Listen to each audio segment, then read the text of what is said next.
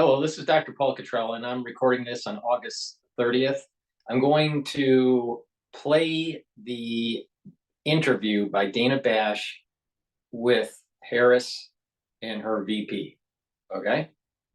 Waltz, and critique it. Now, I haven't seen much of this interview. It's only 16 minutes long or so. It's done in two parts. I'm not sure why they broke it up in two parts. Maybe because it's so bad that, they had to break it up. I'm not sure. I don't know why CNN said part one, part two. I don't understand why they just didn't play the whole 16 minutes or so. But the clips that I have seen are pretty bad. All right. So we're going to critique it. We're going to play it. Please, before we do this, please make sure you subscribe to all my channels. I have 4 channels on YouTube. I have Brighteon, Bitchute, and Rumble. Please subscribe to all of them. The links are in the description of this video. So click the links and subscribe. Make sure that you get notified. Also follow me on X, Facebook, and GETTR. That way you get notifications that I am posting stuff, right? And help support my work so I can provide these free videos. I have thousands of videos for free, and it's through the patronage of the viewership that allows me to do this. So please go to my website, the-studio-reykjavik.com, and donate through PayPal, Stripe, or buy me a coffee.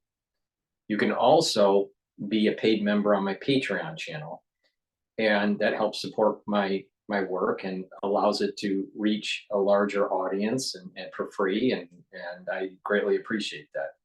I have different tier levels for membership on Patreon. The higher tier levels will have different access to my medical lectures in immunology and in pulmonology. So there's an added benefit there.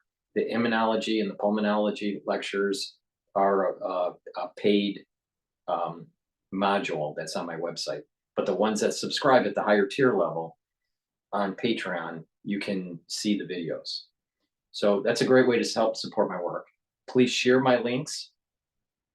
Please ask your social media to follow me. I have some really important things to say in terms of the geopolitical environment, in terms of economics, and in terms of how to improve your health. So please go to my store, the-studio-reykjavik.com. And with that said, let me just plug one product here. Go to the store and get the structural nano silver soaps. This is a high quality soap. I have 5 different varieties. This one happens to be lemongrass, but I have 5 different varieties. It's a high quality soap. It's made from structural nanosilver. It helps to neutralize pathogens. It's way better than Dove. So go to the store, get a couple bars for your household. It's a high quality product and it helps support my work. I greatly appreciate it. So with that, let's start with CNN. This is part 1. And then, I'll interject with my flair, I guess, and show you on how crazy the Harris platform is. It doesn't take much though to really prove my point. All right, she starts the bomb within the first minute of the interview. She didn't do too well. She didn't stick to the points, and she just kind of rambled on. But let's go. And I'll give you my point. And this is going to be a battle between capitalism and socialism, between plain economy and an open economy, between getting stuff done and not getting stuff done. All right. So let's start. How's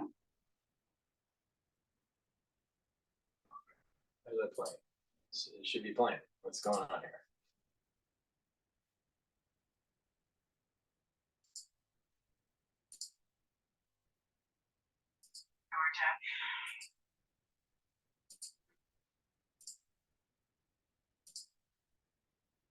Technical difficulties. Come on. You have less time to make your case to voters than any candidate in modern American history. The voters are really eager to hear what your plans are. If you are elected, what would you do on day 1 in the White House? Well, There are a number of things. I will tell you, first and foremost, one of my highest priorities is to do what we can to support and strengthen the middle class. When I look at the aspirations, the goals, the ambitions of the American people, I think that people are ready for a new way forward. The new way forward is code for not a male president, not a white guy. It's a female black president. That's the way. That's code for female black president, or minority president, or double minority president. See, this is only in 48 seconds, and she's already using code that socialists use. All right. And she said first and foremost, it's going to be about the middle class. That's what Donald Trump's been saying and improved in his first term in office. It was about strengthening the middle class with bringing back manufacturing. We'll talk about that. She's trying to take credit for that. Bringing back manufacturing to the United States, putting tariffs on countries that are not doing fair trade, and strengthening the middle class. Wasn't it President Trump, before he was even inaugurated into office, he was calling major Fortune 500 companies on how they need to keep the plants in the United States, to stop sending stuff to Mexico, moving their operations back from Asia into the United States. That's all Trump. Before Trump was even in office officially, for his first term, he was on the phone talking to GM and Ford to keep plants in the United States. Isn't that going up to bat for the middle class? When you have the police, the firefighters, the sheriffs, the union workers, the middle class is voting for Trump. This woman is a fucking idiot, and it's only 48 seconds into a 16-minute interview. She's looking a little worn down. I wonder why. That generations of Americans have been fueled by hope and by optimism. I think, sadly, in the last decade, hope and optimism. What's the plan that actually moves the country forward? That's more productive, safer, more secure, more opportunity, not more inflation, not increasing the money supply.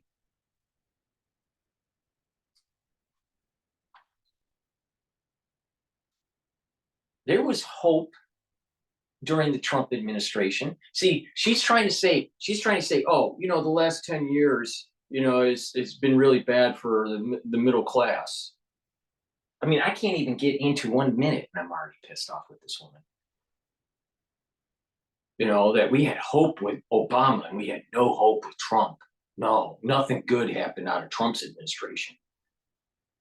What about the administration that you're in already, Harris? You've been in office for 3.5 years. More than 3.5 years. You're saying that there's no hope? Oh, is it because a white guy is in the office? Is that what it is? The reason why the middle class is getting squeezed is because our money supply is out of control. Inflation is out of control. Just because inflation is above 3% and it's, moving towards target, which is 2% by the Federal Reserve, but we're at about 3%, maybe just a little bit below that, but we're still above target. The problem is that inflation was so high during the Biden administration that the goods and services at the grocery store and, you know, other supply stores are too high. And that the natural economy and people's income levels haven't risen enough to be able to offset those costs. That happened in the Biden administration. And the issue here goes right back to the book that Rand Paul wrote, and that is A Case Against Socialism, that everyone should read or listen to in an audio book form or whatever. All right? Because socialism weakens the economy. When you weaken the economy and you have all these social programs, you're going to have to tax. And taxing the rich will only push them to go someplace else.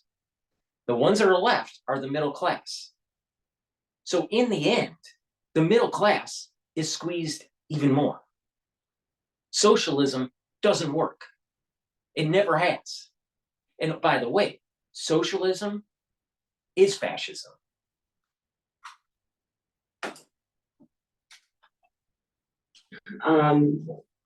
We have had in the former president someone who has really been pushing an agenda and an environment that is about diminishing the character and the strength of who we are as Americans. How really, is that possible? All right, we're in 1 minute and 16 seconds. How is that possible that she's saying that Donald Trump diminished the character of the United States? He basically went to countries and said, stop having us pay for your way. America should not be the buffet for the rest of the world. That's America first. Pompeo, in his book, kept on talking about America first. The whole idea of make America great is an idea of, you know what? the NATO countries need to pay their way instead of the American taxpayer dollars. America first basically is saying to China, you know what? We have built your country for too long, for the last 20 plus years, and it's now time to have reciprocal trade. If you don't have reciprocal trade, we're going to start having tax wars. And so there's the tariff wars that happen with that. She's on the take. Her husband and her make money off of the Chinese. America first is meaning it's about America's security. It means American jobs. It means reciprocal trade. It means killing the terrorists. And the middle class, including blacks, rose up under Trump. Their economic situation rose up. Now, there was a crazy thing that happened in 2020 called COVID. And any president during that time was going to have a disaster to get through.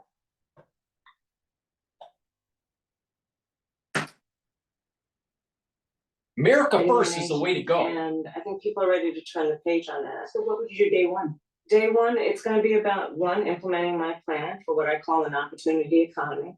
I've already laid out a number of proposals in that regard, which include what we're going to do to bring down. What's the proposal? What's the proposal? Maybe she updated her website, but my understanding is that she hasn't. Cost of everyday goods, what we're going to do to invest in America's small businesses, what we're going to do to invest in families, for example, extending the child tax credit to $6,000 for families for the first year of their child's life to help them buy a car seat, to help. Okay, this is 1 minute and 48 seconds in before she could even get to the point where, what are you going to do on day one? She hasn't answered the question yet. All right.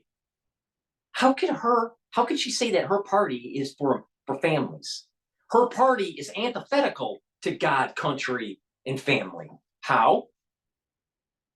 Do you really think that the Democratic Party has an affinity towards the Bible or religious observance? Now, I'm not saying that all Democrats don't have some sort of religious affinity. But when you have all this trans stuff going on, I don't think that they really have a strong affinity to God. In terms of country,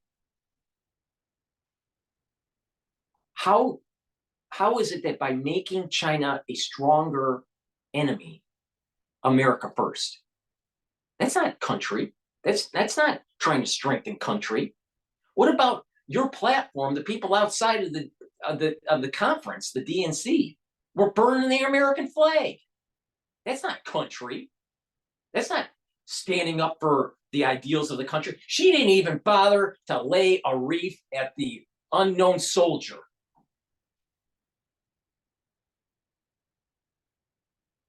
Or honor the dead from the evacuation of Afghanistan. That's not country. That doesn't have an affinity to country. So you don't have affinity to God. You don't have an affinity to country. What about family? What about the more than 60 million plus fetuses that were aborted since the 1970s? Huh? Think that's family? When you try to keep on pushing a trans agenda and gender dysphoria, is that really family? Her party is antithetical to God, country, and family, and capitalism. She's trying to destroy capitalism. She's trying to destroy God. She's trying to destroy country. It's ridiculous. Okay, let's go. All right, it's only 1 minute and 48 seconds. What a fucking retard. Buy baby clothes, a crib. There's the work that we're going to do that is about investing in the American family around affordable housing, a big issue in our country right now. So there are a number of things on day one. What about you? Well, I'm excited about this agenda too. As I said, the idea of inspiring America to what can be, and I think many of these things that the Vice President's proposing are things that we share in values. And the child tax credit is one we know that reduces childhood poverty by 1/3. We did it in Minnesota to have a federal partner in this. Unbelievable, I think, in the impact that we can make. You talk about. So I'm against Waltz. You know, in terms of just because of his platform and he's too liberal, right? But the thing is that he can speak compared to her. Now, I don't agree with him, but you just saw the difference between him being able to articulate and using a little bit of facts, like, you know, some stats, and a DEI. Because believe me, Harris is DEI.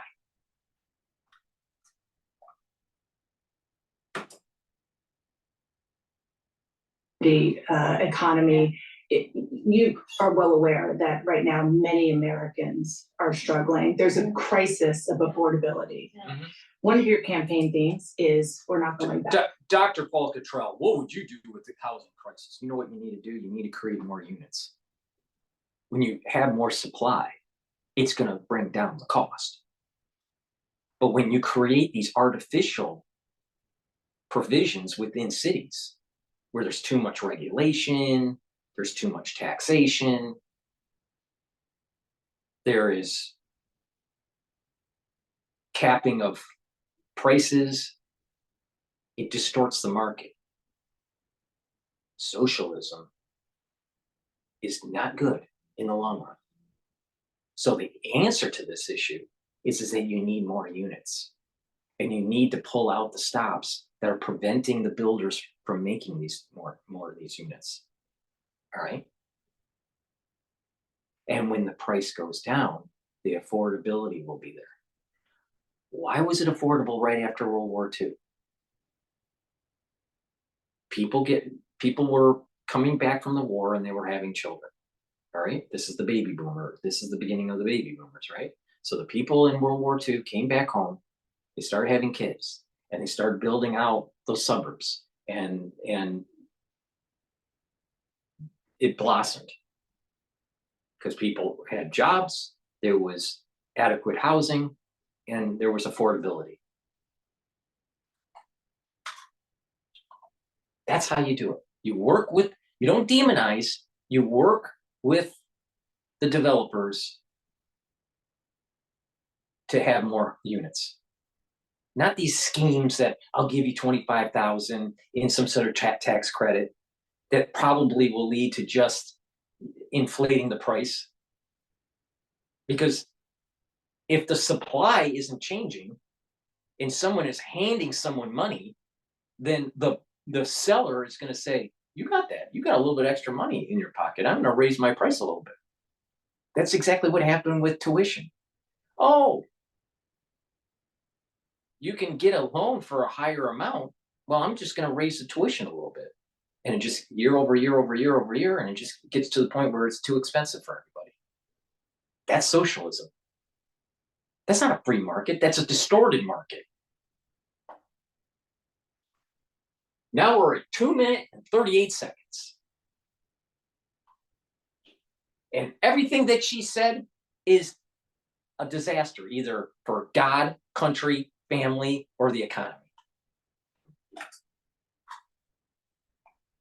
But I wonder what you say to voters who do want to go back when it comes to the economy specifically, because their groceries were less expensive, housing was more affordable when Donald Trump was president.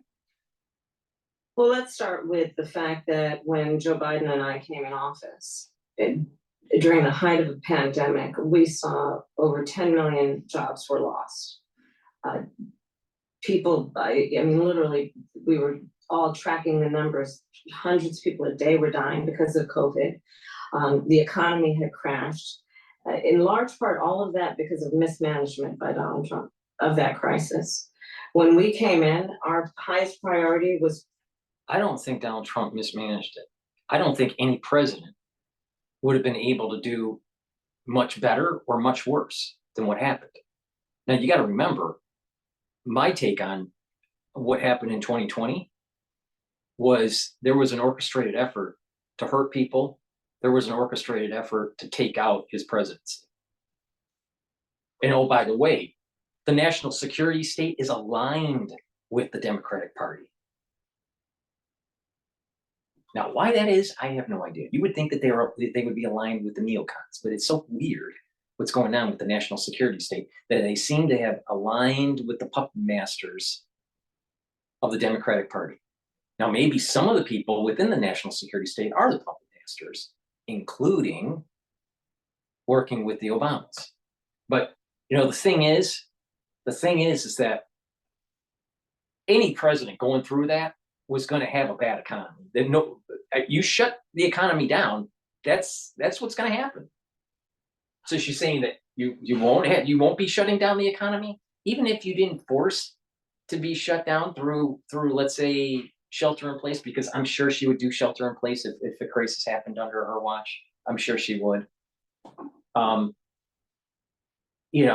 Doing shelter in place is going to shut down the economy. But even if you didn't do shelter in place, the psychology of people will not transact. They won't go out of their home. They will do it voluntarily. They will shelter themselves psychologically into their own little dwelling because of fear. So that would have hurt the economy. Any president would have had this problem. So to play Monday quarterback on this crap, on something that probably the national security state dropped, all right, and was a part of in the development,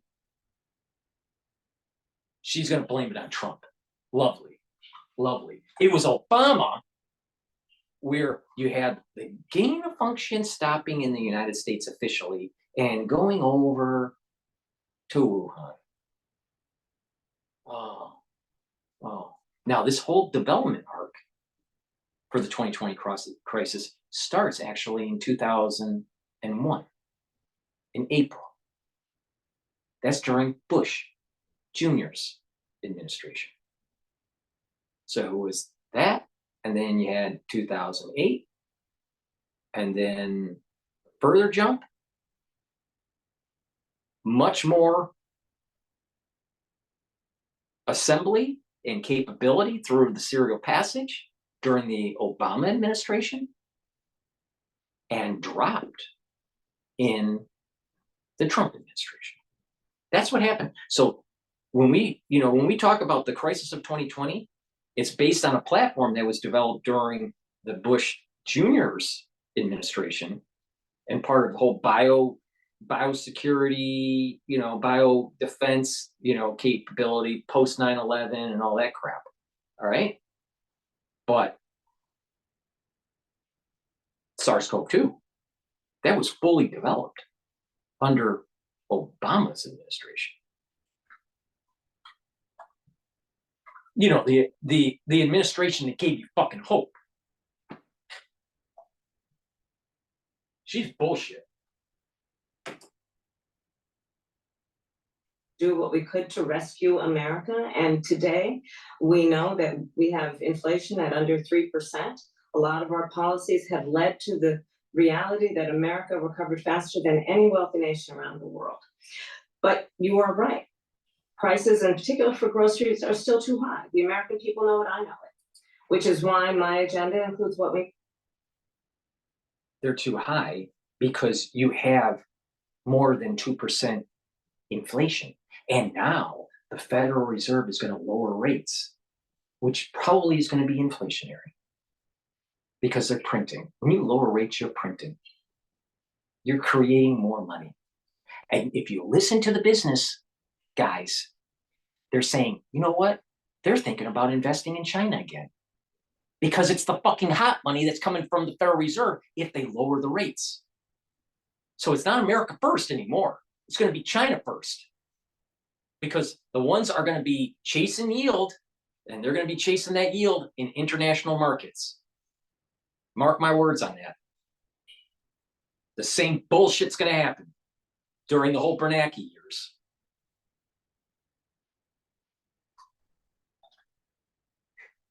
This woman is a fucking idiot.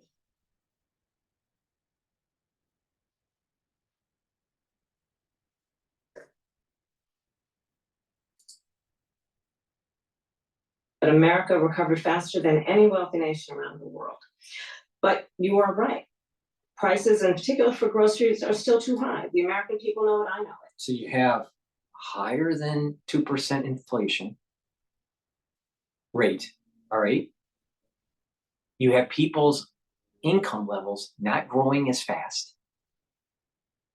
You have a Federal Reserve that's going to cut the rate and create more money soon.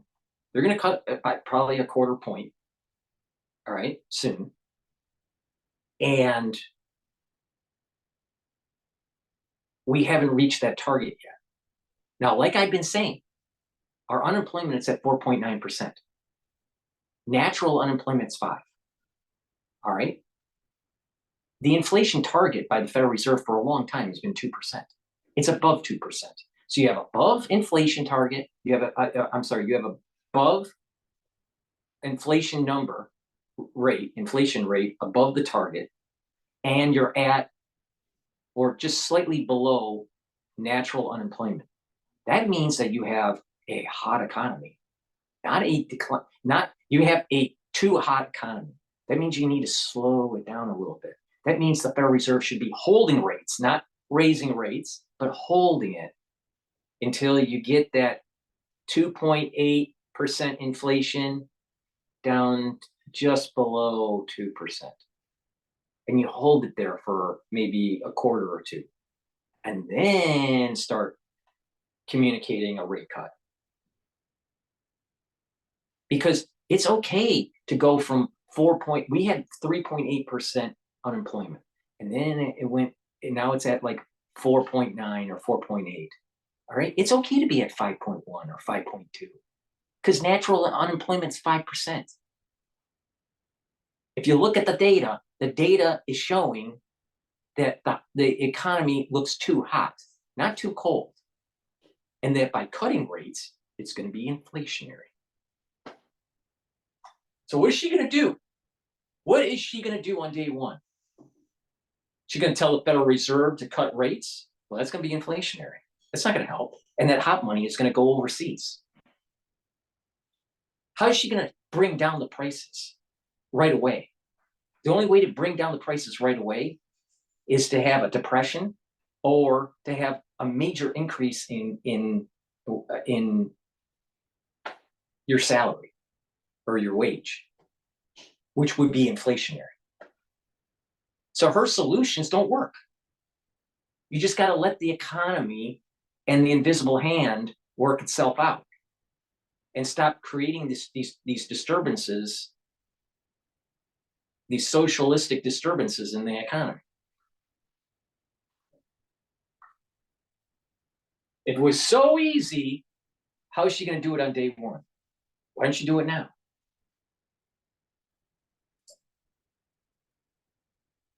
Which is why my agenda includes what we need to do to bring down the price of groceries. For example, dealing with an issue like price gouging. What we need to do to extend the child tax credit to help young families be able to take care of their children in their most formative years. What we need to do to bring down the cost of housing. My proposal includes what would be a tax credit of $25,000 for first-time home buyers, so they can just have enough to put a down payment on a home, which is part of the American dream and their aspiration, but do it in a way that allows them to actually get on the path to achieving that goal and that dream. If you're giving them money somehow, some way, the seller is going to increase it. Maybe not by its totality, 25%, 25K. They may bring it up 15K. Either way. But somehow, some way, or, you know, some of these deals with the brokers where, you know, the fees are negotiated, or, you know, they'll, you know, we'll create a deal where the buyer will help with some of the fees for the seller, or vice versa, right? You know, depending on the situation, usually it's the seller willing to pick up some of the fees. Sometimes fees are wrapped up in the mortgage, but the point here is this. There's going to be this $25,000 injection is going to distort the market, and it's going to that the price, the selling price, is going to change, and it's not going to go down. It's going to go up.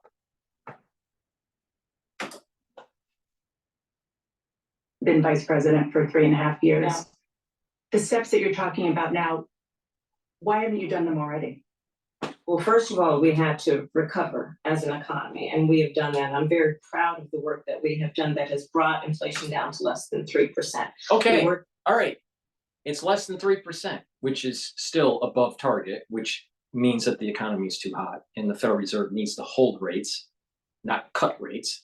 But that's my perspective on monetary policy. With her,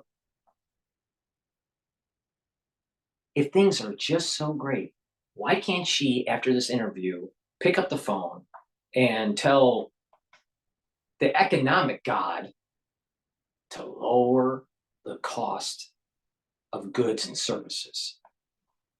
Because her plan doesn't work.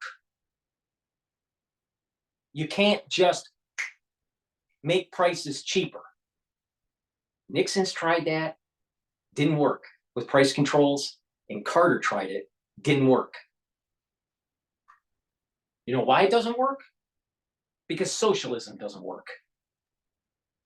And it is a shame that this country has to go through this election cycle with such a fucking dipshit.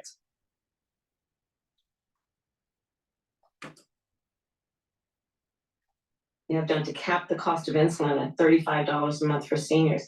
Donald Trump said he was going to do a number of things, including allowing Medicare to negotiate drug prices. Never happened. We did it. So now, as I travel in the state of Georgia and around our country, the number of seniors that have benefited, I was in Nevada recently, a grandmother who showed me her receipts. All right, it's 5 minutes in. All right, she hasn't proven how she's going to change on day one, the middle class, on day one, what she's going to change. because all this is going to need some sort of legislation. All this is going to need some sort of time for the economy to adjust, if it worked, which it wouldn't because it's socialism. All right, you can't just on day one change it. Right? It takes a while to move the ship, to turn the ship. All right, it's 5 minutes and 1 second. And there's only one thing that I agree with her, and that is big pharma is making too much money. And same thing with the insurance companies. And there needs to be some ringing them in, because what's happening is that we have a medical system that's all about treating the sick, not preventing illness, but just treating illness and focusing on big blockbuster drugs and not orphan drugs, right? And it's all about cholesterol and diabetes and depression and all this stuff. Those are the big monies, right? And heart disease, right?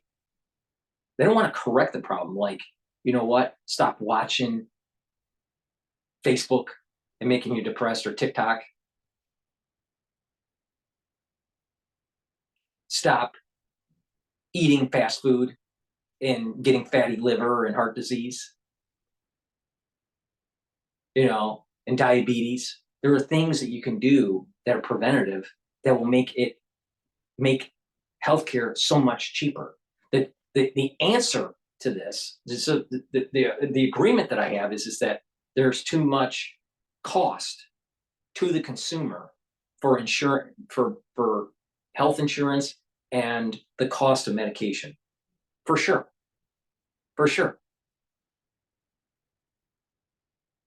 But the biggest bang for your buck isn't going after the actual pharmaceutical companies. The biggest bang for your buck is telling the American, lose some fucking weight. Start moving around. Start taking supplements. Start filtering your water. Stop exposing yourself with toxins. And when you do that, you're going to have a healthier society. You look at pictures or even film pre-McDonald's of Americans, and their BMI was much lower. Then all of a sudden, the fast food industry started to take hold, and all these processed foods and TV dinners and all this crap. Then all of a sudden, everyone starts to look like Chef Boyardee. All right? And they're too big, and they're starting to have heart disease. That's the answer. So she's right that we have a healthcare crisis in terms of cost. And we have people taking advantage of it, but the American citizen needs to, pull their boots up, pull their bootstraps up, and they're going to need to start working on their health, because it's about preventative medicine. That's how you get out of this. That's how you save lots of money. And that's how you get a healthier society. That's how you become more on a war footing. You think that Chef Boyardee is going to be able to, to go over the trench wall? Of course not. Of course not. We don't have a citizenry to be able to fight a war because it's too fat.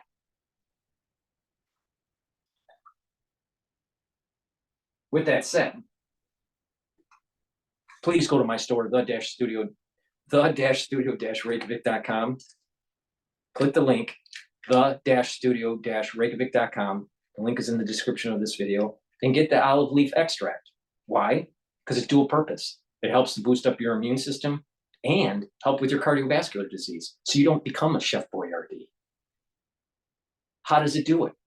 It brings down inflammation, so it helps the immune system. When you're bringing down chronic inflammation, you're going to let your immune system heal and be ready for when it needs to kick in because of being exposed to some sort of pathogen or cancers. A weakened immune system can't fight cancers. So you need to have a good immune system. I wonder why cancers are so much prevalent after 2020, aka turbo cancer. Oh, cardiovascular disease. olive leaf extract brings down LDL levels and brings up HDL levels. You know what that means? That means that you're controlling your cholesterol. That means that you're reducing the chances of building up plaque. That means that you don't need to go on a statin. That means that you're taking charge of your own health. So boost up your immune system and improve your cardiovascular system by taking this great product that I have on my store, olive leaf extract. Go to my store, the-studio-reykjavik.com. And that is how you lower costs for healthcare in America. Taking a stand and being proactive for your health. Not this schmuck. And before we capped the cost of insulin for seniors at $35 a month, she was paying hundreds of dollars, up to thousands of dollars a month for her insulin. She's not doing that You anymore. maintain Bidenomics is a success. I maintain that when we do the work of bringing down prescription medication for the American people, including capping the cost of the annual cost of prescription medication for seniors at $2,000, when we do what we did in the first year of being in office to extend the child tax credit so that we cut child poverty in America by over 50%. Fact, most of the diseases that the elderly have, like diabetes, heart disease, not all, but a lot of these diseases are based on lifestyle. And a lot of them could be mitigated by changing lifestyle and changing, going to a more natural eating habits and supplementation. But it's hard because they've accumulated all these toxins and accumulated all this bad stuff in their body and did damage to their immune system and their cardiovascular system and their pancreas and their liver and all this stuff, to the point where it's hard to turn the ship around. That's why it's so important to start early. All right? But it's never late. But it's a lot easier when you're younger. But the ones that have to be on medication for whatever reason, because there are some diseases where, it just happens, maybe it's genetic or whatever. But the thing is that we do have a healthcare crisis, and the cost of healthcare is too high.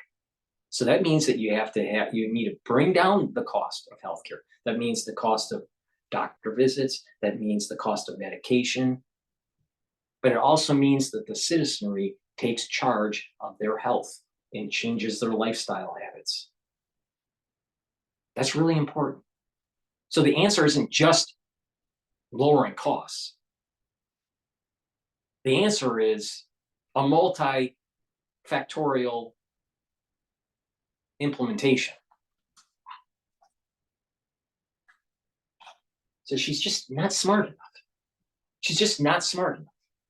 I'm only 5 minutes and 34 seconds in.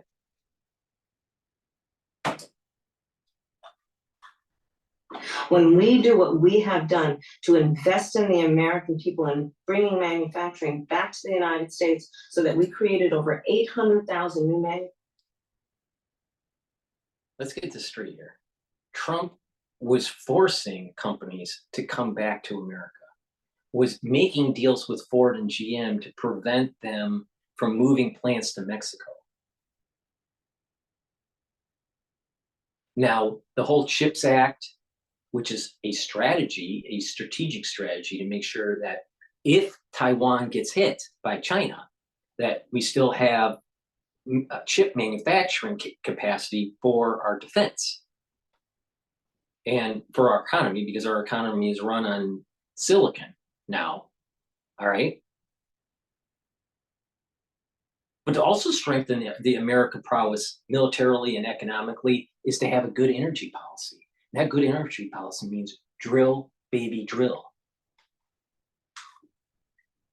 So she's trying to say that, well, we implemented the CHIP Act and that's, going to bring tons of jobs. But if you listen to the news, guess who's laying people off? Intel. Intel makes chips. And I wouldn't be so surprised that NVIDIA is on the verge of having revisions on their revenue or their manufacturing capability. And so it'll cause a disturbance and there might be, some short selling on the stock. I wouldn't be surprised. It's not right now, but don't be surprised. NVIDIA can't keep on going up and up and up and up.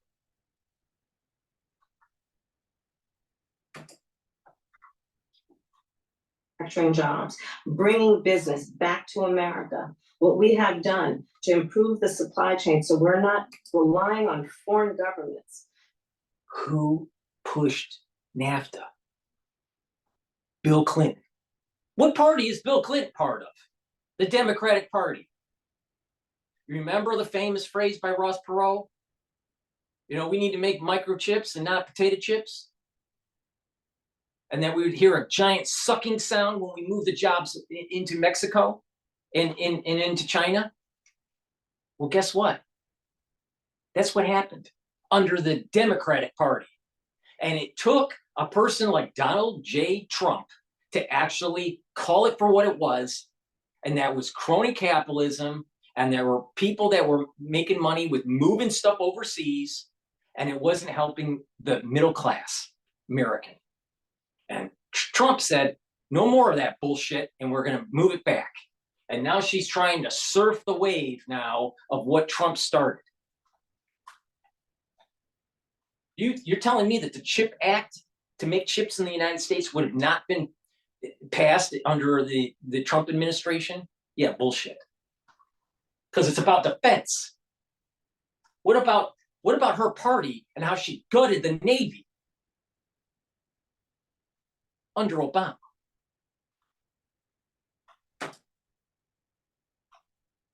Supply American families with their basic needs. I'll say that that's good work. There's more to do, but that's good work. I want to get some clarity on where you stand on some key policy issues. Energy is a big one. When you were in Congress, you supported the Green New Deal. And in 2019, you said, quote, "There is no question I'm in favor of banning fracking." Fracking, as you know, is a pretty big issue, particularly in your must-win state of Pennsylvania. Do you still want to ban fracking? No, and I made that clear on the debate stage in 2020, that I would not ban fracking. As vice president, I did not ban fracking. As president, I will not ban fracking. In 2019, I believe, in a town. But they put so many restrictions that the wildcatters can't drill wells. And oh, by the way, there's some new technology going on where you just have one well and you can go horizontal for 3 miles.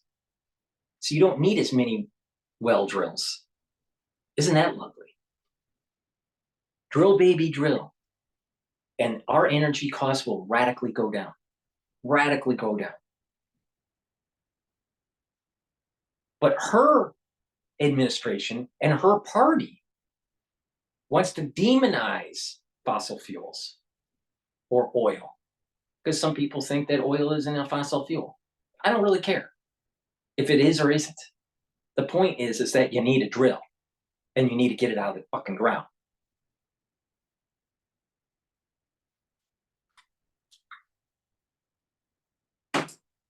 She's a retard. She's just a fucking retard. So I didn't ban it, but we've created so many regulations that you can't do anything. And oh, by the way, what about her administration with Biden? The Biden-Harris administration selling our strategic oil that's really for our military or during a war situation and selling it to fucking China. Yeah, I'm telling you, she's on the take. She's on the take as much as Hunter Biden.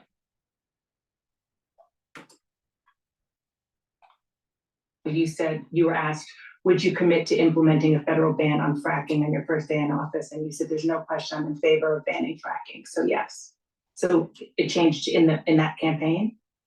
In 2020, I made very clear where I stand. We are in 2024, and I've not changed that position, nor will I going forward.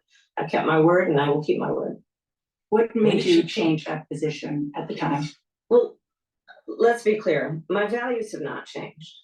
I believe it is very important that we take seriously what we must do to guard against what is a clear crisis in terms of the climate. And to do that, we can do what we have accomplished thus far. The Inflation Reduction Act, what we have done to invest, by my calculation, over probably $1 trillion over the next 10 years, investing in a clean energy economy. What we've already done, creating over 300,000 new clean energy jobs.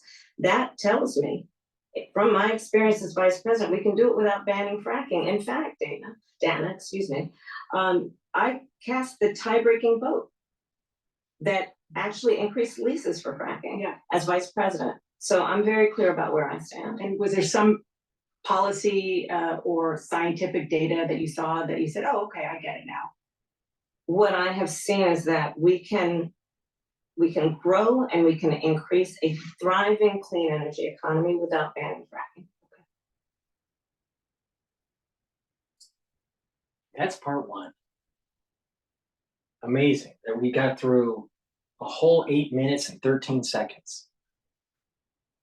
But it's the thing here is that her reduce the inflation policy, Biden's reduce the inflation act or whatever it was called, it actually created inflation. All right. It created more debt. It created more socialism. It created more distortion in a free market. And now she's saying, you know, we need to have. So this is really a battle. So you understand, this is really about planned economy versus an open economy. Do you really want a planned economy? Because it doesn't look like it's working too well. It doesn't look like it's working too well. Do you really think that it makes sense to have prime agricultural land for either crops or for livestock to be bought up and convert that land to a solar farm? You really think that that's going to be green? Oh, it creates all this electricity from the sun. But what about those panels? What are they made out of? Toxic metals. And over time, they are going to decay on prime land and leak into prime soil. What about just the eyesore when you look at a landscape where it's just full of solar panels? You think that's really green in the long run? It's not. Not only that, the electric capacity of these things is so low. The energy densities are so low compared to oil or natural gas. Now, the real answer is that some sort of portfolio where you have natural gas as a part of the solution, oil is part of the solution, wind, solar, you know. But if you're going to try to convert it all, that's crazy. And not only that, the windmills that are, you know, on landscapes where there's bird flocks, it's killing off the birds. Now, perhaps turbines in the sea might be better, but maybe they'd kill off the fish or the dolphins. I don't know. People are developing cylinders that change with the waves, and that movement will create electricity. That might be a good solution in a coastal area. But there's not one answer to this. And leaking toxic metals on prime land is not a good idea. What about the mining of these toxic metals? You think that's safe? You think mining lithium is cleaner for the environment than oil drilling? Wake up. And you need to start looking at the cost and the environmental hazard of lithium mining and compare it to oil or natural gas. And you'll start to wake up and start agreeing with me. You got to look at the full cycle the beginning to the end. When you start mining, as it's getting processed, as during the usage, during its decay, and during its disposal. And when you look at all of that compared to what we have right now with a fossil-based fuel system, we are probably cleaner and cheaper than the whole green way. Now, what happens is that these companies have stock, and you have senators that have bought stock in these companies, the green companies, and they would love to move the demand towards the green companies that they have stock in. So they get rich. And you think that that senator or that congressman or woman is going to share their wealth with the middle class? I don't think so. I don't think so.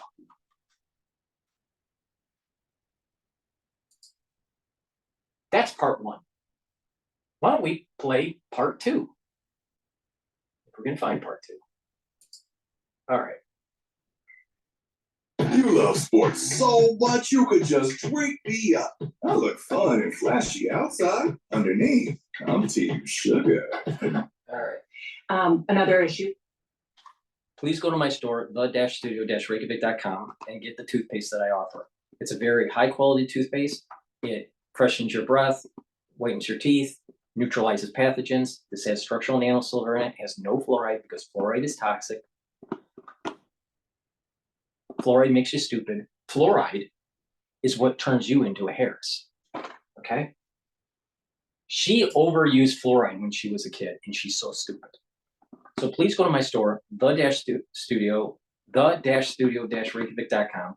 It's the-studio-reykjavik.com. Link is in the description of this video. And get the toothpaste.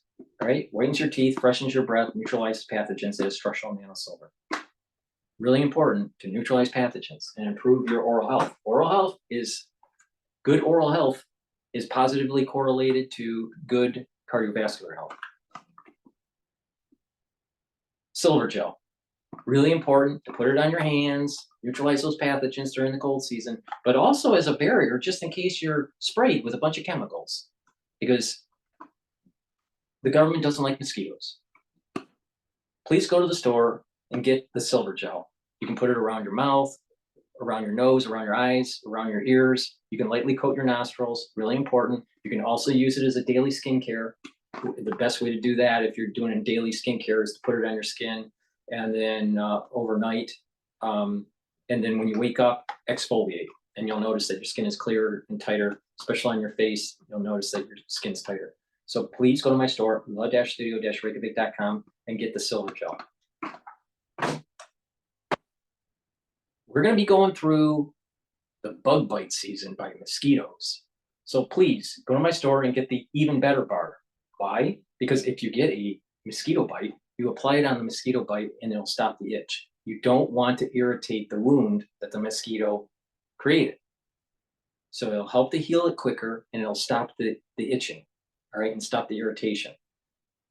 This is made from essential oils from the Himalayas. It's an all-purpose skincare bar. You can apply it on your skin daily and you'll notice that your skin's smoother, healthier looking, right? And it's softer.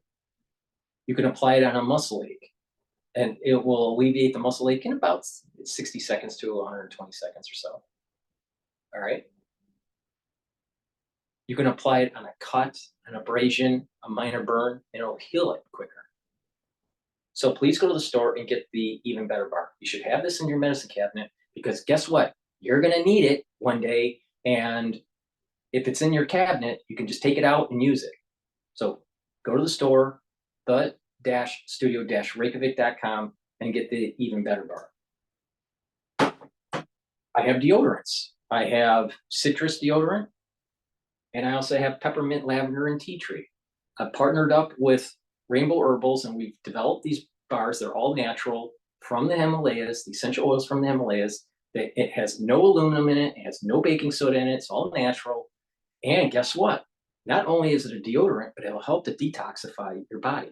And that's going to be really important, especially while they start spraying your community for mosquitoes. So please go to the store, get a couple bars. It's for males and females. It's the-studio-reykjavik.com. Get the deodorant. It's a dual purpose. It also helps to detoxify the body. All right, let's go through part 2. You ready? This is P&N.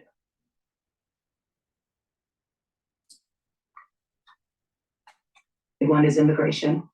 As Vice President, you were tasked with addressing the root causes of migration in southern countries. And you know what the root cause is? I'll tell you what the root cause is, and I'm only 11 seconds in. Socialism. The countries they're coming from have socialism, and it's a disaster for their economy. It's a disaster for their health. It's a disaster for their family. And they're trying to run away from it. But yet she wants to promote socialism here. So that's why they're happy. And then it's the NGOs that are telling them, you know what? Why don't you come up to America? You know, here's some money. Here's another $100 and $200 and $300 from George Soros. Come on up. You're on The Price is Right.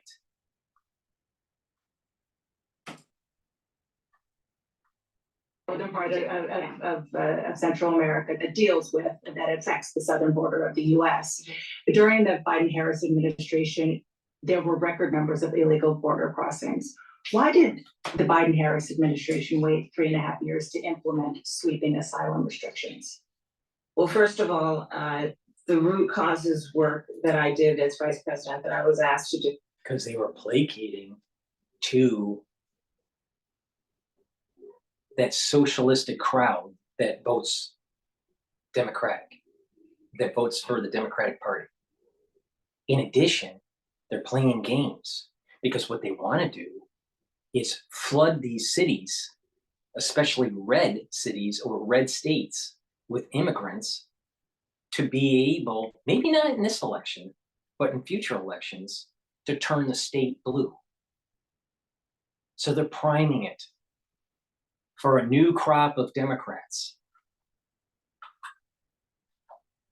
I'm telling you, our country is, here's another example. Is she really God, country, and family?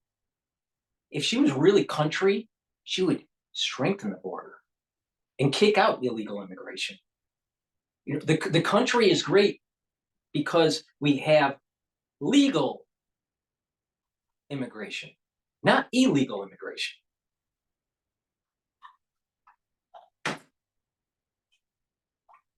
The president has actually resulted in a number of benefits, including historic investments by American businesses in that region.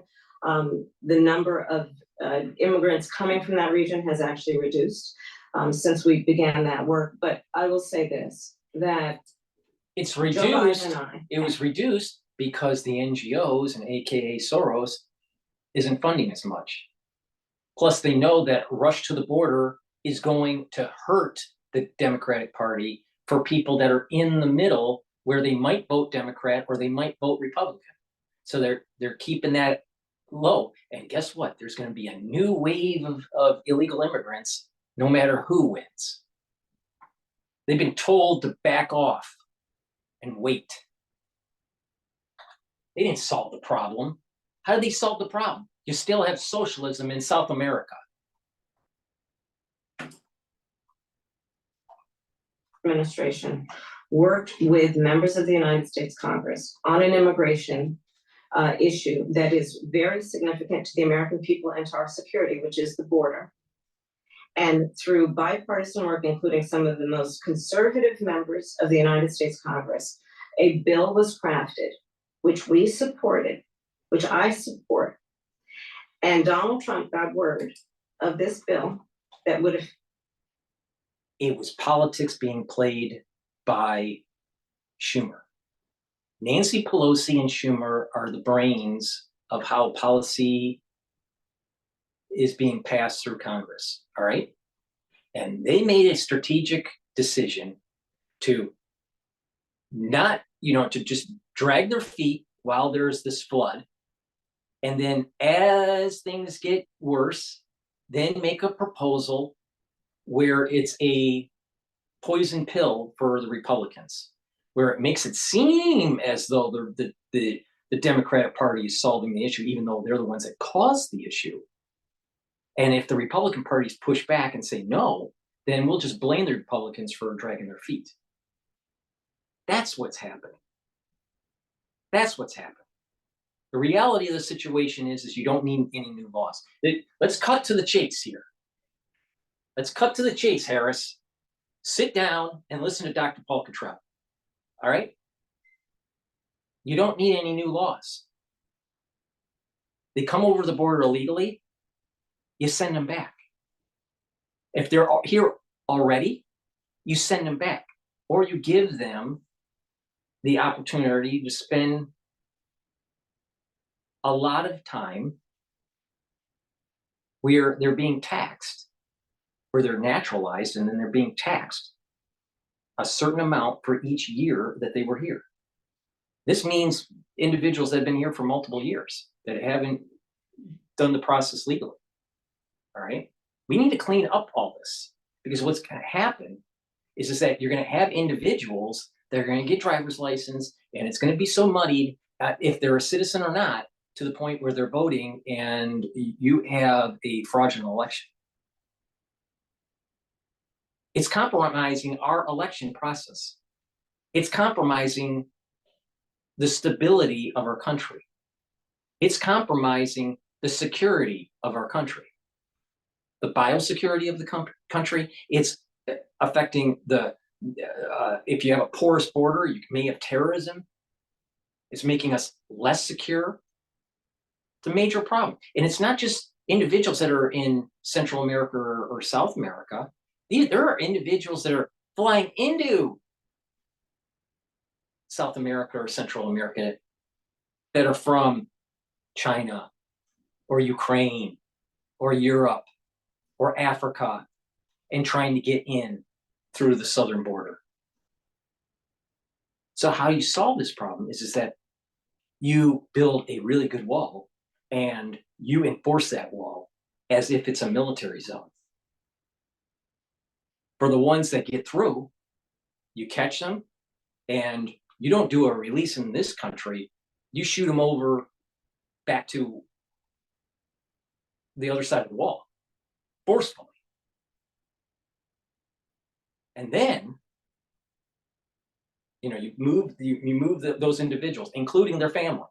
Now, the problem comes in is what if you have someone that comes here, establishes themselves, and has a child? Now they have an anchor baby that's technically an American citizen, but the parents aren't. Well, in that case, you basically say, you're getting the parents, you're being deported. You can bring your child with you, or you can leave the child here, and it goes into foster care. All right? It's their choice. Or we'll naturalize you, but you're going to have to pay a certain percentage for a certain amount of years in higher taxes to pay for the goods and the services that the government provided you when you had a legal status. So there's a punishment through higher taxation. Now it's their choice. Take the taxation and stay in the United States, be naturalized, and their child stays in, their anchor baby stays in the United States. Or they get deported with their child, or they get deported and the child goes into foster care. It's their choice. Give them choices. It's all about America, right? It's all about choices. But the thing is you can't let this fester. You have to show punishment for individuals that have come over to the border illegally, knowing they know that they're coming over the border illegally. If they're looking for asylum, they can do asylum outside of the country. But they don't want to do that. They want to cut. What about the people that were doing it legally?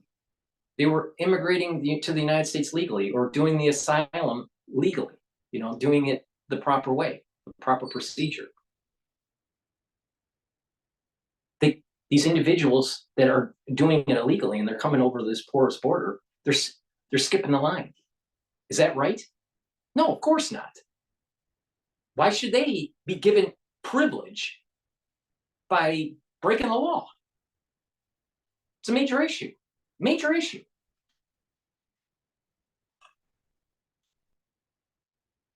And when you have this flood of immigrants, who do you think it's going to hurt? It's going to hurt the low-paying, poor, and middle class.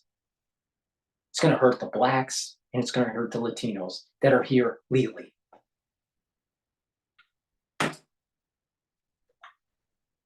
Contributed to securing our border, and because he believes that it would not have helped him politically, he told his folks in Congress, don't put it forward. He killed the bill. You don't need the A bill. border You don't need the security bill. You don't need the bill. They broke the law. You can get rid of them. Not only that, it's a national security issue that the president has authority on. You don't need a bill. You don't just, oh, we have a problem, let's create a bill. That's our just standard, rubber stamp policy. No. What authority does the president have? The president has the authority to secure the border. He's in charge of national security. And they're here illegally, then the Justice Department needs to deport these people. And if they want to stay because they have a child, they could be given the option, stay, and you're being taxed, and you're going to have to go through, an expensive naturalization process. Or you get deported with your kid, or you get deported and your kid stays and goes into foster care. But you made that decision. So don't whine that there are ramifications for things that you knew you were doing wrong. Well, I was just trying, they're going to say, I was just trying to get away from a socialistic country that was hurting hurting us and hurting the family and hurting the economy. Then why are we voting someone that's trying to push socialistic policies?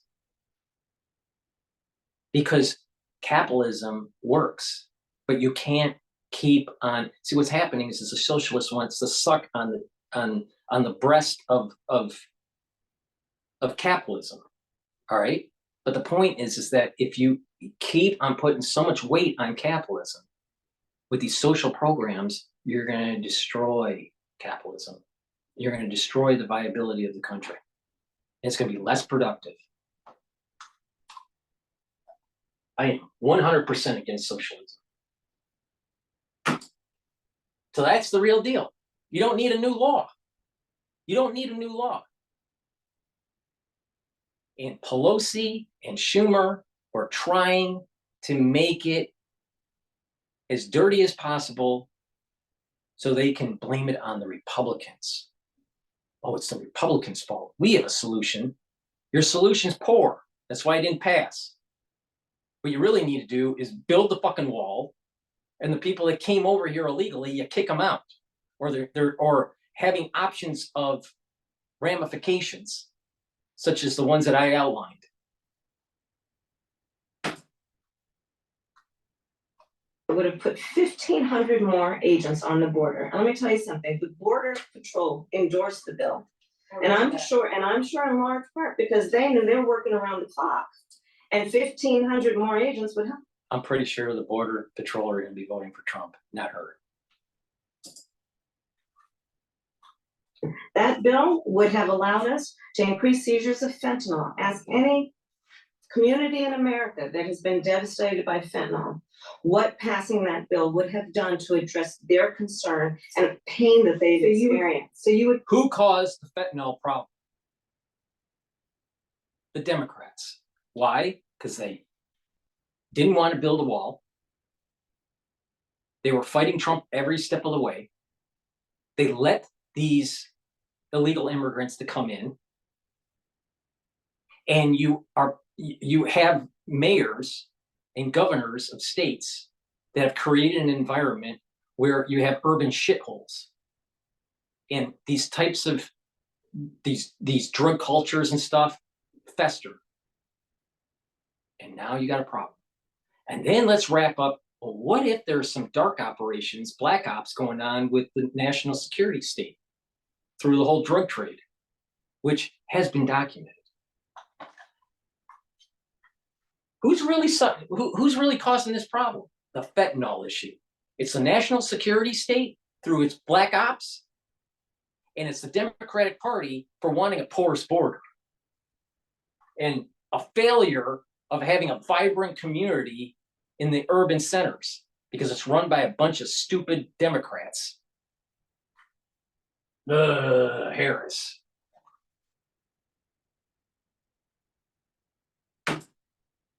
Harris is an idiot.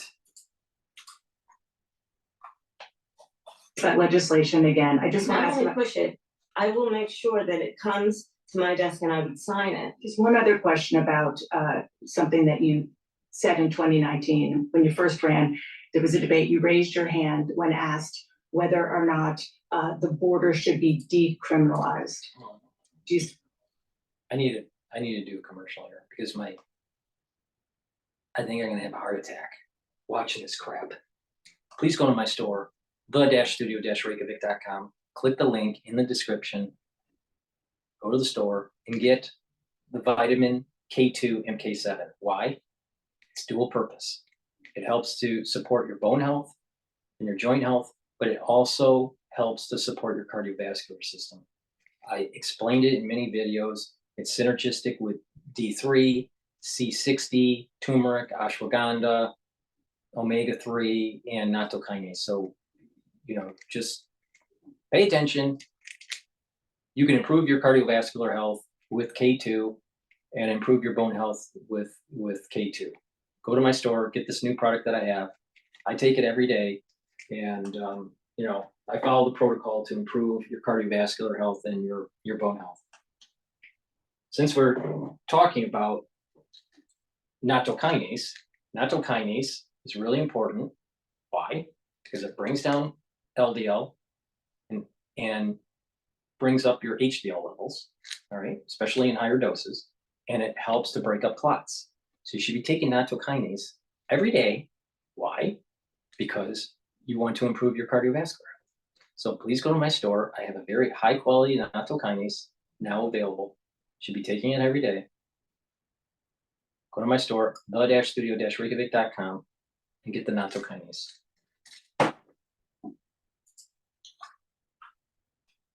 believe that?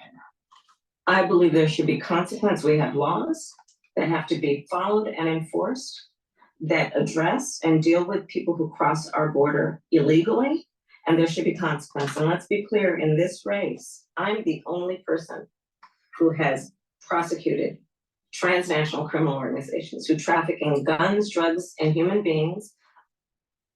But not illegal immigrants.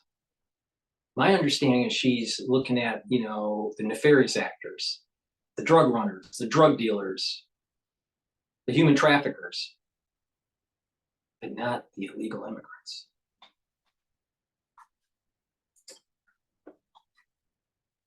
The only person in this race who actually served a border state as Attorney General to enforce our laws. And I would enforce our laws as president going forward. I recognize the problem. Generally speaking, how should voters look at some of the changes that you've made, that you've explained some of here in your policy? Is it because you have more experience now and you've learned more about the information? Is it because you were running for president in a Democratic primary? And should they feel comfortable and confident that what you're saying now is going to be your policy moving forward? Dana, I think the most important and most significant aspect of my policy perspective and decisions is my values have not changed. You mentioned the Green New Deal. I have always believed, and I worked on it, that the climate crisis is real, that it is an urgent matter to which we should apply metrics that include holding ourselves to deadlines around time.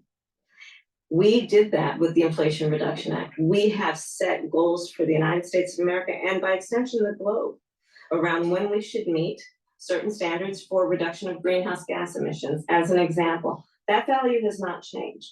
My value around what we need to do to secure our border, that value has not changed. I spent 2 terms as the Attorney General of California prosecuting transnational criminal organizations, violations of American laws regarding the illegal passage of guns, drugs, and human beings. Why not prosecute illegal immigrants for coming over the border illegally? Because there's an agenda. They want to water down the red states.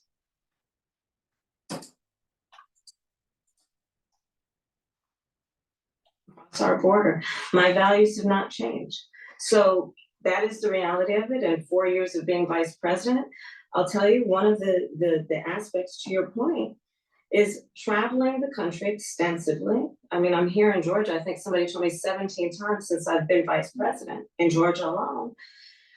I believe it is important to build consensus, and it is important to find a common place of understanding of where we can actually solve problems. On that note, you And so, had a lot of Republican It's just, speakers. it's a lot, at the it's a lot convention. of Were you just a part of lip the service. It's a lot of lip service, and when you look at the record, she's not really solving the immigration problem. She's not solving the illegal immigration problem. A porous border causes illegal immigration and causes drug running and weapon running. That's probably tied to the national security state, all right? But that's because of a porous border. But how is she going to stop the illegal immigration? Because stopping the drug running and even the human trafficking and the weapon movement isn't going to change moving illegal immigrants over a porous border. See, she's too stupid to be able to even answer the question succinctly. Maybe she should go to my store, the-studio-reykjavik.com, and get the NAD+. Why? This helps to bring up your energy levels in the cell, which is important. It helps to repair DNA damage, which is going to happen when you start breathing in all the toxins and the chemtrails and the wonderful spraying because of mosquitoes, right? So you need NAD+ to help to bring up those energy levels and to repair the DNA damage. And it's also a neuroprotector, all right? It helps your neurons. Now, it's obvious that Harris has got something wrong with her neurons. So maybe she should be taking NAD+. Please go to my store, the-studio-reykjavik.com, and don't be a Harris.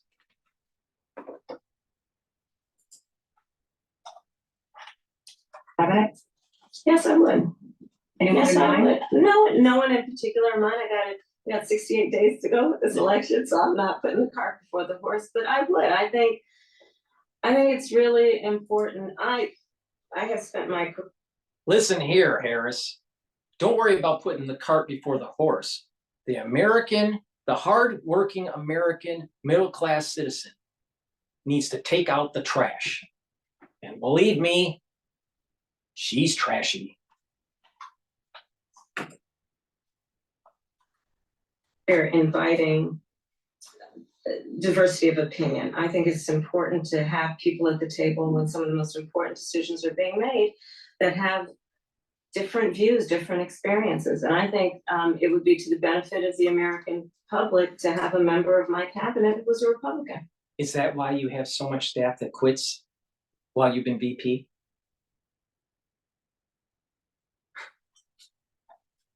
It's not about what you say, honey. It's about what you do. It's time to take out the trash.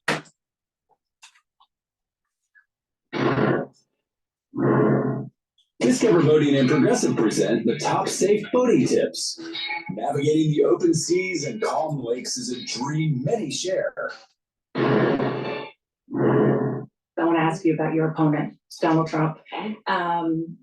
I was She's getting scared. People might be surprised to hear that you have never interacted with him, met him face to face. That's going to change soon. But what I want to ask you about is what he said last month. He suggested that you happened to turn Black recently for political purposes, questioning a core part of your identity. Yeah. Any, Same old tired playbook. Next question, please. that's it? She placates to the audience, just like how Pocahontas did. All right. You know the issue here is she's DEI, and she's running on a DEI socialistic platform. She doesn't know the issues very well. It took her this long for preparation on a terrible interview by CNN, which is softballed. And this is what we got here. And you're telling me that Trump, who has proven to be a good president, an America First president, which is what we need at this juncture in time, she's trying to convince the American public that Trump is going to be a bad president, even though it's proven that he was a good president.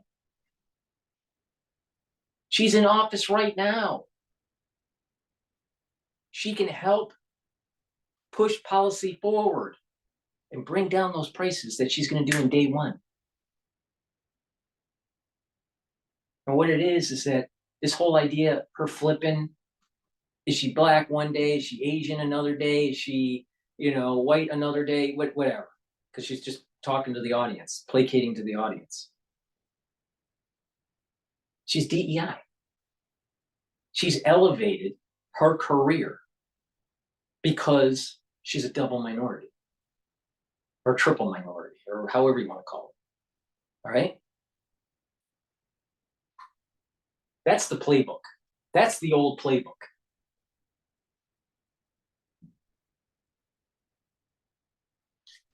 It's amazing. It's just amazing. Please go to my store, the-studio-reykjavik.com, and get ubiquinol. Ubiquinol is the active form for CoQ10. This helps to bring up the energy levels of the cell. It's an antioxidant, and it also helps to protect your neural health. So please go to my store, the-studio-reykjavik.com, and get the ubiquinol. You should be taking this every day. Really important, very important to take every day. It stacks really well with other antioxidants like C60 and resveratrol and turmeric and ashwagandha and all that. So take ubiquinol. It's the active form for CoQ10. Really important to be taking every day. Again, it's an antioxidant, helps with the energy levels, and it also is neuroprotective. NAC, really important. It brings up your glutathione levels. You need that because glutathione is an antioxidant. So this is a good antioxidant. It's synergistic with C60. It neutralizes free radicals in a different way. So you want to attack neutralizing free radicals in a multi-pronged approach. So take NAC every day. In addition, it will also help to improve mental health, right? It calms people down, or it kind of stabilizes, some of the imbalance that people may have. And it's a very, and not only is it a strong antioxidant, but it helps to detoxify the body. So taking NAC is going to be important, especially when you're getting bombarded by chemtrails and mosquito spray. So please go to my store, the-studio-reykjavik.com, and get NAC. Back to PNN.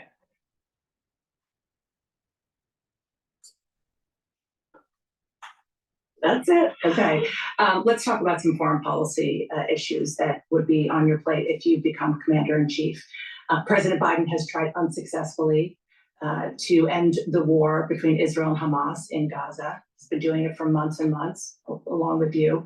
Would you do anything differently? For example, would you withhold some U.S. weapons shipments to Israel? That's what a lot of people on the progressive left want you to do.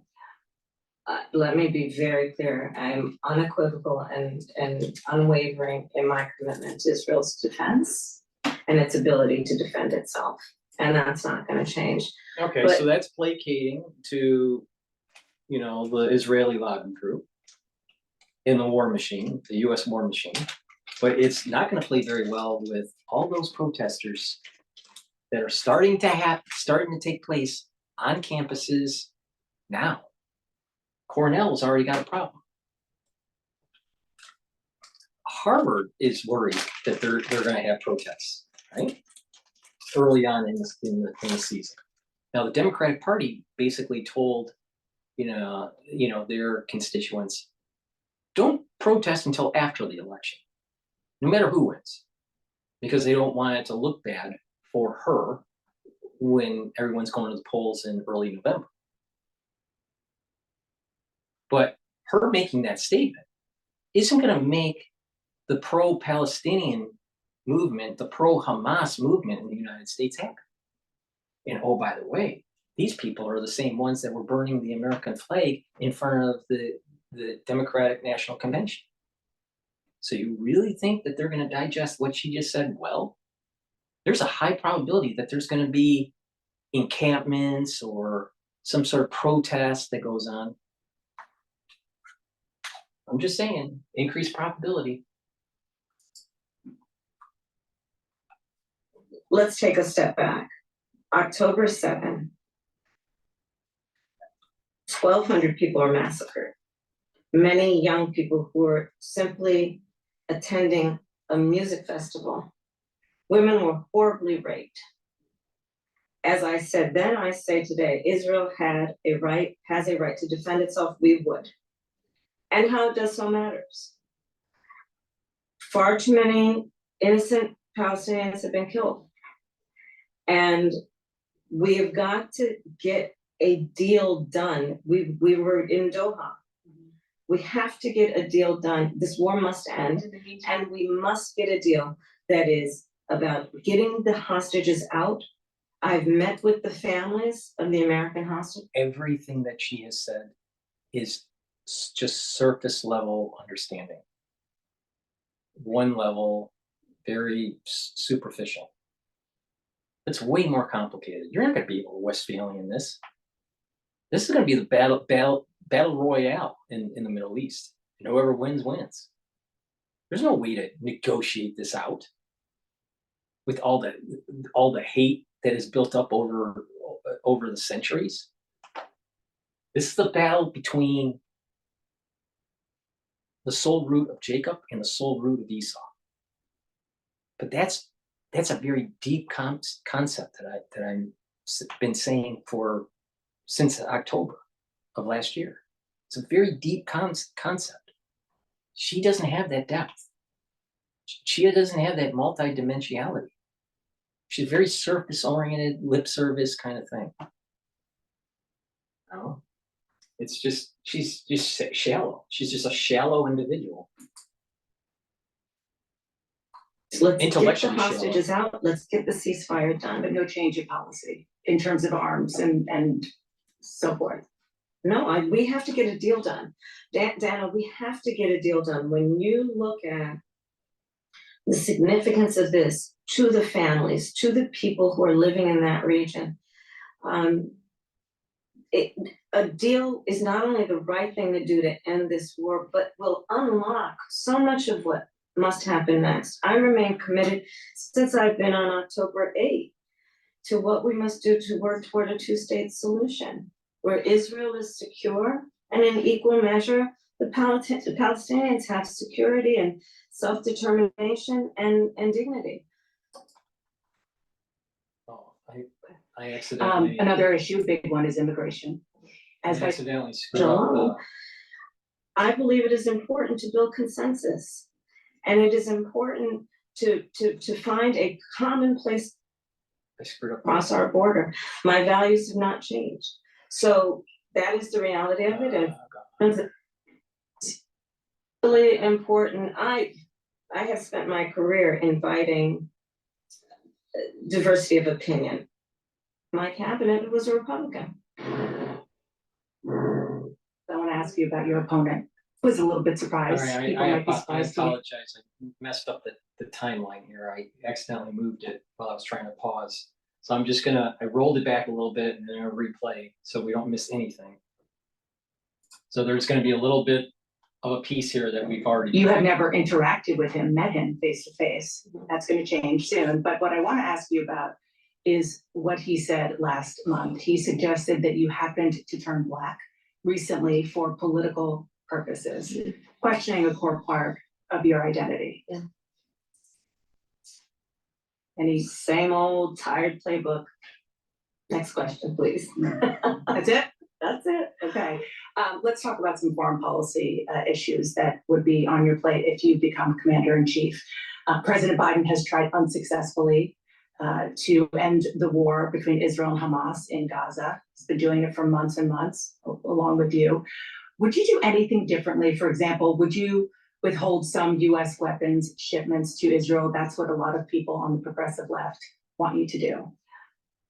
Let me be very clear. I'm unequivocal and unwavering in my commitment to Israel's defense and its ability to defend itself. And that's not going to change. But let's take a step back. October 7, 1,200 people were massacred. Many young people who were simply attending a music festival. Women were horribly raped. As I said then, I say today, Israel has a right to defend itself. We would. And how it does so matters. Far too many innocent Palestinians have been killed. And we have got to get a deal done. We were in Doha. We have to get a deal done. This war must end. And we must get a deal that is about getting the hostages out. I've met with the families of the American hostages. Let's get the hostages out. Let's get the ceasefire done. But no change in policy in terms of arms and so forth. No, we have to get a deal done. Dana, we have to get a deal done. When you look at the significance of this to the families, to the people who are living in that region, a deal is not only the right thing to do to end this war, but will unlock so much of what must happen next. I remain committed since I've been on October 8th to what we must do to work toward a two-state solution, where Israel is secure and in equal measure, the Palestinians have security and self-determination and dignity. All right, well, that was. We're also joined by Socio. Yeah, democracy now, amazing. That was the two-part that I know of for the CNN clips. I don't think that there are more. I'll check, but my understanding is only two parts. Please go to my store, the-studio-reykjavik.com, and like I've said, C60 is a very strong antioxidant. I have it in different versions. I have it in MCT coconut oil. I have it in extra virgin olive oil and also in avocado oil. The reason why C60 is in oil is because the C60 molecule, which is a buckyball, is soluble in a lipid, in an oil form, not in water. So it's really important that, that this is provided in an oil form. So you take a teaspoon of this a day, all right, every day. And what's going to happen is it's going to soak up those free radicals that are in those cells. Your mitochondrial health will improve and you're going to have more energy. When you have more energy, the cells are going to perform better, the tissues are going to perform better, and your metabolism is going to be quicker. You're going to have more energy by moving around, you're going to have more muscle, and lots of other good things are going to happen for your body, all right? When you have more energy and the cells aren't stressed, your immune system is going to be better. All right. You need lots of ATP for a good immune system, right? You need lots of ATP for good neurons. Now, C60 is a great way to soak up those free radicals. It's synergistic with NAC, which boosts up your glutathione levels, like I said. All right. So you take NAC and it boosts up your glutathione levels, and it's a very strong antioxidant. Also helps to detoxify your body. Zeolite will also help to detoxify your body, like I said. And you need to take C60 to soak up additional free radicals, right? When you do this, your body is going to be revved up, all right? You're going to have more energy and you're going to have you're gonna have just better cellular processing that's taking place. When you're doing this over a long period of time, your immune system improves, your endocrine system improves, your aging starts to slow down. When we get older and we're not taking antioxidants, what happens is we're building up toxins and we build up more free radicals at a faster rate than we can clear them, and we just age quicker and quicker and quicker. So as you get older, toxins start to build up at a faster rate, and you start to have more free radicals in the cells. Well, you need to soak those up. And the earlier you soak them up, the more benefit you will get with the compound effect, just like saving in a bank account. So please go to my store, the-studio-reykjavik.com, and get the C60. I have it in extra virgin olive oil, avocado oil, and MCT coconut oil. Take a teaspoon of it a day. It's really important. That's my broadcast for today. Please go to my store, the-studio-reykjavik.com. Thank you for listening. Please share the links. Please ask your social media to follow my work. It's really appreciated. I really appreciate it. And it's something that we need to do as a community, because our international affairs is getting complex with what's going on in Ukraine, what's going on in the Middle East, and what's emerging in the Pacific theater. And the finances, there's going to be perturbation, right? There's going to be some volatility. But I've been telling you where the support levels and where the resistance levels are for the S&P 500. So, if you pay attention to me, you're going to be understanding geopolitics, you're going to be understanding finance, and you're going to be able to navigate through some of the things that may affect your health, and how to learn from what I have done to improve your health. All right. And if you do this, you're going to notice that you're moving on a better and healthier journey. So thank you for listening. Please ask your social followers to follow me, my channels, and my social media. Thank you for listening, and have a nice day.